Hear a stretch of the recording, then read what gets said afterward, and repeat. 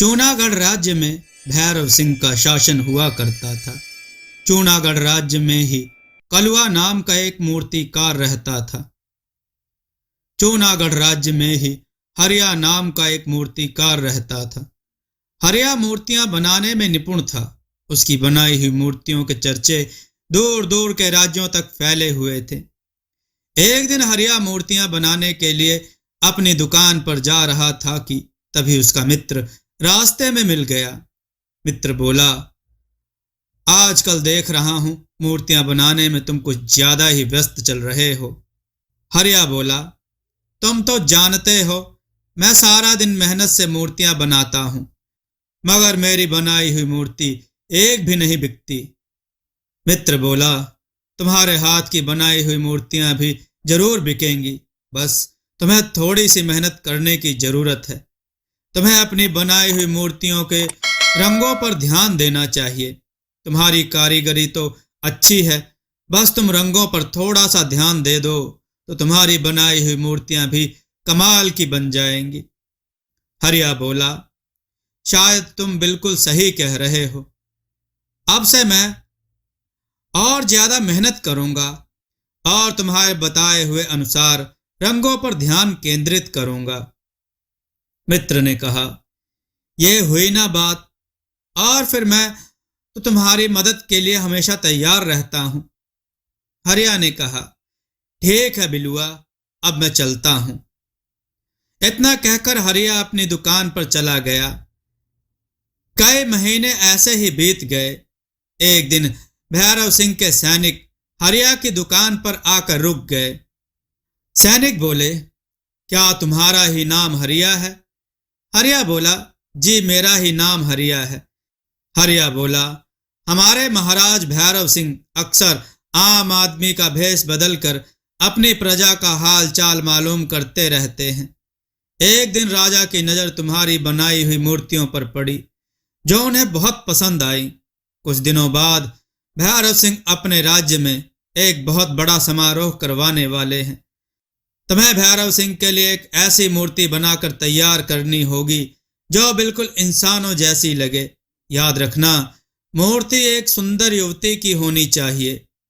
तुम ऐसी सुंदर युवती की मूर्ति बनाकर तैयार करोगे जिसे देखकर समारोह में आए अन्य राजाओं का मुंह फटा का फटा रह जाए। यह चूनागढ़ राज्य की साख का सवाल है। हरिया ने कहा, लेकिन भैरव सिंह सभा में मूर्ति क्यों लगवाना चाहते हैं? सैनिक बोला, उस समारोह में निशानेबाजी का कार्यक्रम भी होगा। सैनिक बोला, उस समारोह में निशानेबाजी का कार्यक्रम भी होगा। उस मूर्ति के सर पर एक सेब रखा जाएगा और उस पर दूर से कोई एक राजा निशाना लगाएगा। जिसका तीर सटीक लगेगा वो राजा विजय घोषित होगा। भैरव सिंह को विश्वास है कि अन्य राजाओं के राजा मूर्ति की सुंदरता में खो जाएंगे और अपने निशाने से भटक जाएंगे और भैरव सिंह की ही विजय होगी। इतना कहकर सैनिक वहां से चला गया। सैनिक के जाने के बाद बिलुआ हरिया की दुकान पर आ गया। बिलुआ बोला, सब कुशल मंगल तो है हरिया? सैनिक तुम्हारी दुकान पर क्या करने आए थे? कहीं तुम्हें बंदी बनाने तो नहीं आए थे? हरिया बोला, अरे नहीं नहीं बिलुआ, मेरी मेहनत सफल हो गई। सैनिकों ने मुझे बताया कि भैरव सिंह अक्सर अपना भेष बदलकर प्रजा का हाल चाल लेते हैं। एक दिन भैरव सिंह की नजर मेरी बनाई मूर्ति पर पड़ी, जो उन्हें बहुत पसंद आई। भैरव सिंह महल में एक समारोह करवाने वाले हैं और उन्होंने उस समारोह के लिए एक सुंदर युवती की मूर्ति बनाने का आदेश मुझे ही दिया है। हरिया बोला, लगता है अब मेरे दिन बदलने वाले हैं। बिलुआ बोला, ये तो तुमने बिल्कुल सही कहा हरिया। मगर अंदर ही अंदर हरिया की सफलता देखकर बिलुआ जल भुनकर रह गया। हरिया उस दिन के बाद पूरी मेहनत और लगन से मूर्ति बनाने के कार्य में लग गया। वह रात रात भर काम करता रहता था। कुछ ही दिनों में हरिया ने एक बहुत सुंदर दिखने वाली युवती की मूर्ति तैयार करके खड़ी कर दी। बिलुआ बोला, वाह हरिया, तुमने तो बिल्कुल असली युवती जैसी मूर्ति बनाकर तैयार कर दी। इसे देखकर कोई भी इंसान धोखा खा सकता है। हरिया बोला, ये मूर्ति तुम्हें तो पसंद आई है बिलुआ, लेकिन ये भैरव सिंह को भी पसंद आनी चाहिए। अगर उन्हें यह मूर्ति पसंद आई तब मैं अपनी कारीगरी को सफल मानूंगा। हरिया बोला, बिलुआ, क्या तुम इस मूर्ति को अपनी दुकान पर रख सकते हो? आजकल राज्य में चोर बहुत घूम रहे हैं और मुझे सबसे ज्यादा विश्वास तुम पर है। बिलुआ ने उस मूर्ति को अपनी दुकान पर ले जाकर रख दिया। बिलुआ बोला, मैं वैसे भी इस मूर्ति को ठिकाने लगाने की सोच रहा था और इस मूर्ख ने तो स्वयं ही मूर्ति मुझे सौंप दी। देखता हूं ये हरिया का बच्चा राजा को मूर्ति कैसे दे पाता है, क्योंकि मैं कल सुबह ही इस मूर्ति को बेचकर इस शहर और इस राज्य से कुछ महीनों के लिए रफूचक्कर हो जाऊंगा। मूर्ति तैयार ना पाकर राजा हरिया को वैसे भी नहीं छोड़ेगा। मेरे दोनों हाथों में तो लड्डू ही लड्डू हैं। अगली सुबह जब हरिया बिलुआ की दुकान पर गया तो उसे पता लगा कि बिलुआ मूर्ति बेचकर इस राज्य से चला गया है। हरिया बुरी तरह से घबरा गया। हरिया बोला, अब क्या होगा? राजा के सैनिक जब मूर्ति लेने आएंगे, अगर उन्हें मूर्ति तैयार नहीं मिली तो राजा बुरी तरह से क्रोधित हो जाएंगे और मैं इतनी जल्दी मूर्ति भी तैयार नहीं कर सकता। मैं एक काम करता हूं, इस राज्य से भाग जाता हूं, नहीं तो राजा मुझे मार डालेगा। हरिया घबराता हुआ सीधा जंगलों के रास्ते दूसरे राज्य की ओर भागने लगा। तभी उसके कानों में बहुत से सैनिकों के घोड़ों की टापों की आवाज टकराई। हरिया के दौड़ते हुए कदम अचानक रुक गए। हरिया बोला, ये तो सैनिकों के घोड़ों की आवाज है। कहीं ऐसा तो नहीं कि सैनिक मेरे पीछे मेरी दुकान पर सुबह ही आ गए हों और मेरे पीछे लग गए हों? हे ईश्वर, अब क्या होगा? हरिया घने पेड़ों के पीछे छुप गया। कुछ ही देर बाद बहुत से सैनिक वहां से निकलते हुए चले गए। हरिया वहां से जाने ही वाला था कि तभी उसके कानों में किसी स्त्री के कराहने का स्वर टकराया। हरिया ने देखा कि एक युवती घायल अवस्था में पेड़ के नीचे लेटी हुई थी। हरिया दौड़ता हुआ उस घायल युवती के पास पहुंच गया। हरिया बोला, कौन हो तुम? युवती ने कहा, मैं तुम्हें नहीं बता सकती कि मैं कौन हूं। मैं बस तुम्हें इतना बताना चाहती हूं कि तुम इसकी रक्षा करना। इसे अपने घर ले जाओ। इसे किसी भी तरह से राजा के हाथ मत लगने देना, नहीं तो अनर्थ हो जाएगा। हरिया बोला, तुम किसकी रक्षा की बात कर रही हो? यहां तो मेरे और तुम्हारे अलावा कोई भी नहीं है। युवती ने एक पेड़ की ओर इशारा करके कहा, मैं उस मूर्ति की बात कर रही हूं। हरिया ने जैसे ही देखा, उसकी आंखों के सामने एक बेहद सुंदर युवती काले वस्त्र पहने खड़ी थी। हरिया बोला, यह तो इंसान है, कोई मूर्ति नहीं। युवती बोली, नहीं, यह मूर्ति है। तुम जल्दी से इसे अपने घर ले जाओ। हरिया बोला, लेकिन तुम तो बुरी तरह से घायल हो। युवती बोली, मेरी चिंता मत करो, तुम बस इसे ले जाओ और वचन दो कि तुम इस मूर्ति की रक्षा करोगे और इस बारे में किसी को नहीं बताओगे। हरिया बोला, ठीक है, मैं तुम्हें वचन देता हूं कि मैं इस मूर्ति की रक्षा करूंगा। हरिया ने इतना कहा ही था कि वह युवती बेहोश हो गई। हरिया उस मूर्ति को लेकर घर चला गया। हरिया बोला, आज रात इस मूर्ति को अपने घर ही रख लेता हूं। सुबह होते इस मूर्ति को लेकर इस राज्य को छोड़कर चला जाऊंगा। हरिया ने इतना कहा ही था कि तभी उसके कानों में किसी स्त्री का मधुर स्वर टकराया। स्त्री बोली, तुम्हें भागने की कोई जरूरत नहीं है, भागना कायरता होती है। स्त्री का मधुर स्वर सुनकर हरिया चौंक कर इधर उधर देखने लगा। हरिया बोला, एक बार मुझे ऐसा लगा जैसे इस मूर्ति ने मुझसे बात की हो। लगता है मैं भी पागल हो गया हूं। भला मूर्ति क्या बात करती है? हरिया उस मूर्ति को निहारते हुए सो गया। अगली सुबह हरिया ने उस मूर्ति को देखकर बोला, तुम तो बिल्कुल इंसान जैसी मालूम पड़ती हो। मेरी उम्र 24 वर्ष हो चुकी है, मगर मुझे अभी तक विवाह के लिए कोई भी स्त्री पसंद नहीं आई। अगर तुम इंसान होती तो मैं तुमसे विवाह करता। सच तो यह है कि पहली ही नजर में मुझे तुम्हें देखकर प्रेम हो गया है। मूर्ति बोली, मुझे भी तुमसे प्रेम हो गया है। हरिया बोला, अरे फिर से वही स्त्री का स्वर, लेकिन मेरे अलावा यहां पर और कोई मौजूद नहीं है। तभी हरिया का दरवाजा कोई जोर जोर से पीटने लगा। हरिया ने जैसे ही दरवाजा खोला, बाहर खड़ा बिलुआ तुरंत घर के अंदर घुस आया और उस मूर्ति को हैरत भरी नजरों से देखने लगा। हरिया बोला, तुम यहां क्यों आए हो बिलुआ? मैंने तुम पर कितना विश्वास करके अपनी मूर्ति तुम्हें सौंपी थी और तुमने चंद पैसों के लालच में आकर उसे बेच दिया। बिलुआ बोला, क्योंकि मैं तुमसे ज्यादा बेहतर मूर्ति बनाना जानता हूं, मगर इसके बावजूद भैरव सिंह ने मूर्ति बनाने के लिए तुम्हें चुना। हरिया बोला, अब यहां क्या करने आए हो? बिलुआ बोला, जब मैं इस राज्य को छोड़कर जा रहा था तब मैंने तुम्हें इस मूर्ति को ले जाते हुए देखा। इतनी सुंदर मूर्ति को तुम नहीं बना सकते। बताओ, ये मूर्ति किसकी चुरा कर लाए हो तुम? हरिया बोला, चोरों को चोर ही नजर आता है, लेकिन मैं तुम्हारी तरह चोर नहीं हूं। सीधी तरह से यहां से दफा हो जाओ। बिलुआ बोला, दफा तो मैं हो जाऊंगा हरिया, लेकिन इस मूर्ति को ले जाकर। हरिया बोला, यह मूर्ति मेरी नहीं बिलुआ, इसलिए मैं इसे तुम्हें नहीं ले जाने दे सकता। बिलुआ बोला, मैं जानता हूं यह मूर्ति तुम्हारी नहीं है, सीधी तरह से यह मूर्ति मुझे दे दो।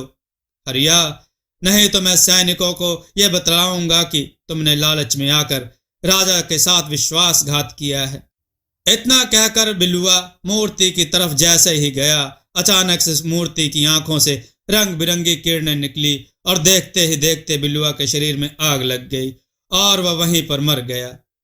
यह देखकर हरिया के हाथ पैर फूल गए। तभी हरिया का दरवाजा कोई पीटने लगा। हरिया ने जैसे ही दरवाजा खोला, सामने राजा के सैनिक खड़े थे। सैनिक बोले, क्या तुमने मूर्ति बना दी हरिया?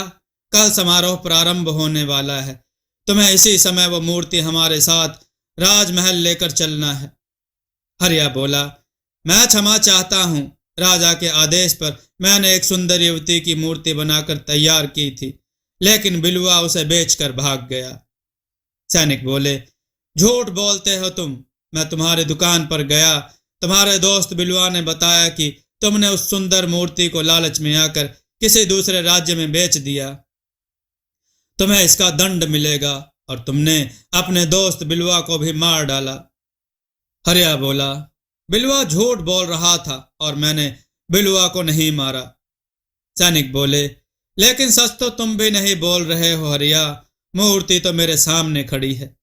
हरिया बोला, मैं इस मूर्ति को आप लोगों को नहीं ले जाने दूंगा, यह मूर्ति मेरी बनाई हुई नहीं है। सैनिक बोले, किसी की भी बनाई हुई हो, इससे क्या फर्क पड़ता है? फिलहाल तो ये राजमहल की शोभा बनेगी। अगर यह मूर्ति तुमने नहीं बनाई हरिया, तो मेरा दावा है कि इतनी सुंदर मूर्ति तुम भी नहीं बना सकते थे। हरिया बोला, मैं इस मूर्ति को आपको नहीं ले जाने दूंगा। सैनिक बोला, तुम्हारा दिमाग तो ठीक है हरिया, कल समारोह शुरू होने वाला है, राजा को अपमानित करवाओगे क्या? इतना बोलकर उसने मूर्ति को उठाने का आदेश दिया, मगर हरिया जिद पर अड़ गया। सैनिक बोले, गिरफ्तार कर लो इस हरिया को, इसने 2 अपराध किए हैं। एक तो भैरव सिंह के लिए बनाई हुई मूर्ति लालच में आकर बेच दी, और दूसरा अपराध इसने अपने ही दोस्त को जान से मार कर किया है। सैनिकों ने हरिया को भी गिरफ्तार कर लिया। वह हरिया और उस मूर्ति को राजमहल के अंदर लेकर चले गए। मूर्ति को देखकर राजा का मुंह हैरत से फटा का फटा रह गया। राजा बोला, तुमने हरिया को गिरफ्तार करके क्यों रखा हुआ है? इसने तो बहुत सुंदर मूर्ति बनाई है। सैनिक बोला, इसका दावा है कि यह मूर्ति इसने नहीं बनाई, और ये इस मूर्ति को देने में आनाकानी कर रहा था, और तो और इसने मित्र को भी जान से मार दिया। हरिया बोला, मैंने अपने दोस्त की जान नहीं ली। राजा के कहने पर सैनिक ने उसके हाथ से रस्सियां खोल दी और उसे आजाद कर दिया। राजा बोला, तुम इस मूर्ति को देने में आनाकानी क्यों कर रहे थे हरिया? क्या तुम्हें अपने राजा पर विश्वास नहीं है? क्या तुम्हें ऐसा लगता है कि मैं तुम्हें इसकी कीमत नहीं दूंगा? मैं तुम्हें इस मूर्ति के बदले इतना सोना दूंगा कि तुम्हारी 7 पुश्तें बैठकर खाएंगी। हरिया बोला, मुझे कभी धन का लालच नहीं रहा महाराज, लेकिन ये मूर्ति मेरी नहीं, किसी की अमानत है और मैंने उसे वचन दिया है कि इस मूर्ति की मैं रक्षा करूंगा। राजा बोला, रक्षा इंसानों की जाती है, मूर्तियों की नहीं, और तुम्हें अपने दोस्त की हत्या करने के जुर्म में दंड मिलेगा। तभी राजा का एक घायल सैनिक दौड़ता हुआ राजा के पास आकर बोला, महाराज, पड़ोसी राज्य के राजा चंद्र सिंह ने आक्रमण कर दिया है और सारे राज्य पर कब्जा भी कर लिया है। कुछ ही क्षणों में वह आपके पास पहुंचता होगा। इतना कहकर वह सैनिक वहीं पर बेहोश हो गया। तभी वहां पर राजा चंद्र सिंह अपने सैनिकों के साथ आकर बोले। राजा चंद्र सिंह ने कहा, अपने आप को मेरे हवाले कर दो। भैरव सिंह, तुम्हारी सेना हार चुकी है। भैरव सिंह बोला, यह गलत है चंद्र सिंह, तुमने पीठ पीछे और धोखे से वार किया है। इसे युद्ध नहीं कहते बल्कि धोखा कहते हैं। चंद्र सिंह बोला, जो भी हो, लेकिन जीत मेरी हुई है। अब से चूनागढ़ राज्य मेरा हुआ। तभी राजा चंद्र सिंह की नजर उस मूर्ति पर पड़ी। चंद्र सिंह बोला, इस मूर्ति की तलाश में तो मैं पता नहीं कब से भटक रहा था। तुम्हारे पास ये मूर्ति कहां से आई? भैरव सिंह बोला, यह मूर्ति मेरे ही राज्य के कुशल कारीगर ने बनाई है। इस तरह के कुशल कारीगर तुम्हें सिर्फ मेरे ही राज्य में मिलेंगे। चंद्र सिंह बोला, भैरव सिंह, तुम जिसे मूर्ति समझ रहे हो ना, वह दरअसल मूर्ति नहीं बल्कि कुछ और ही है। इतना कहकर राजा चंद्र सिंह ने अपनी जेब से एक सफेद पाउडर मूर्ति के ऊपर फेंक दिया। अचानक मूर्ति के ऊपर रंग बिरंगी किरणें फूटने लगी और मूर्ति एक बेहद सुंदर युवती, मतलब एक इंसान में परिवर्तित हो गई और क्रोधित होकर राजा चंद्र सिंह से बोली, यह तुमने अच्छा नहीं किया राजा चंद्र सिंह। जब तुम मेरे राज्य को जीत नहीं पाए, तब तुमने कपटी साधु की तंत्र क्रिया से मुझे एक मूर्ति में परिवर्तित कर दिया। भैरव सिंह बोला, कौन हो तुम? युवती बोली, मैं रायगढ़ रियासत राज्य की राजकुमारी विभा हूं। चंद्र सिंह ने कहा, हाँ, और अब मैं इस राजकुमारी से विवाह करके सुंदर नगर पर भी कब्जा कर लूंगा। तभी हरिया ने अचानक राजा की तलवार निकालकर राजा चंद्र सिंह पर हमला बोल दिया। हरिया के एक ही वार से राजा चंद्र सिंह ढेर हो गया। भैरव सिंह बोला, तुम्हारा बहुत बहुत धन्यवाद हरिया। अगर तुम ऐसा नहीं करते तो मेरे हाथ से मेरा राज्य छिन जाता और राजकुमारी विभा को यह जबरदस्ती अपनी पत्नी बना लेता। विभा बोली, तुम्हारा बहुत बहुत धन्यवाद। इस चंद्र सिंह ने मुझे कपटी साधु द्वारा मूर्ति में परिवर्तित कर दिया था, लेकिन मैं मूर्ति बनने के बाद भी सब कुछ देख और सुन सकती थी। तुम्हें जंगल में जो घायल दासी मिली थी वो मेरी दासी थी, जो मुझे राजा चंद्र सिंह से बचाती हुई फिर रही थी। मगर राजा चंद्र सिंह के सैनिकों ने उस पर हमला कर दिया और इत्तेफाक से वहां तुम मिले। सच तो यह है हरिया कि मुझे भी तुमसे पहली नजर में ही प्रेम हो गया है। जिस तरह से तुमने चंद्र सिंह पर वार किया है, तुम में कुशल राजा बनने के भी लक्षण हैं। तुम्हारा दोस्त उस समय तुम्हें मारने की नीयत से आया था, इसलिए मैंने बिलुआ की जान ली। अगले दिन भैरव सिंह ने धूमधाम से हरिया और राजकुमारी विभा का विवाह संपन्न कर दिया। आज हरिया राजकुमारी विभा के साथ मिलकर रायगढ़ रियासत पर शासन कर रहा है। दोस्तों, आपको यह कथा कैसी लगी? अपने विचार और सुझाव कमेंट में जरूर दें। हमारी कथाओं को लाइक करें, हमारे चैनल को सब्सक्राइब करना न भूलें। हमारी कथाओं को शेयर जरूर करें, जिससे लोगों को अच्छा ज्ञान प्राप्त हो। जय श्री राम भक्तों।